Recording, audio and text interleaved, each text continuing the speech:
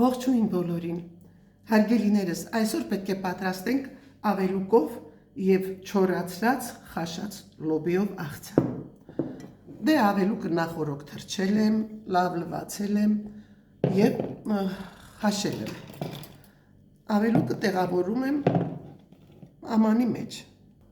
Այս աղցանի առանձնահատկությունը այն է, որ ավելացնում եմ չորացրած խաշած լոբին։ Թարմ կանաչ լոբին չի, հետը համահունչ չի։ Այլ չորացրած լոբու համը, ովքեր որ չորացրել են, գիտեն, որ սա էլ յուրօրինակ համ ունի և երկուսը միասին շատ համեղ աղցան է ստացվում։ Վերցնում եմ 4 ատամիկ սխտոր և տրորում ենք։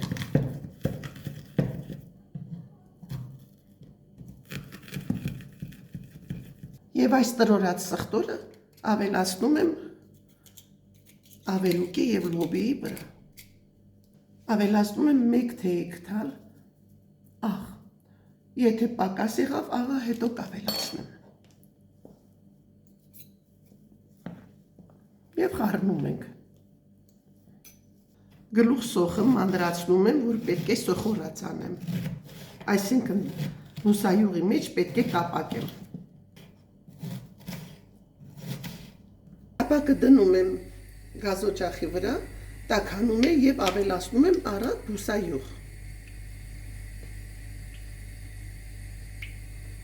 Բուսայուղը տաքանալուց հետո մեր կտրատած սոխերը լցնում եմ բուսայուղի մեջ և տապակում եմ։ Այնքան, որ լավ վառ ոսկեգույն դառնա։ Ահա, մեր սոխը տապակվեց լավ։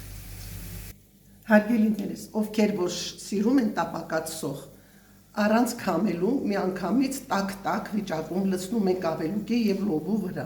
բայց քանի որ ես եփված սոխը չեմ սիրում, դրա համար քամում եմ։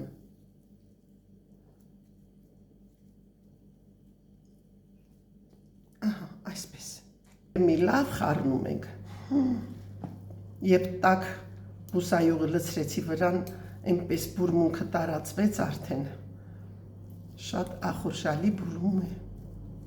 Այժմ տեղափոխում ենք մատուցվող ափսեի մեջ։ Հիշեցնում եմ, որ այստեղ մեր ավելուկն է, ավանդական կերպ թրջել եմ, ջրքամել եմ մի քանի անգամ, դառը ջուրը գնացել է և չորացրած լոբին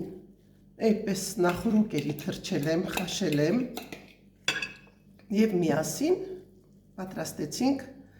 այս համեղ աղցանը։ Եթե ընկուզ ունեք, կարող եք ընկուզ էլ շաղտալ վրան, շատ ավելի համեղ կստացվի։ Հարգելիներս, ահա, մեր աղցանը պատրաստ է։ Շատ համեղ է։ Պատրաստեք և թողանուշ լինի։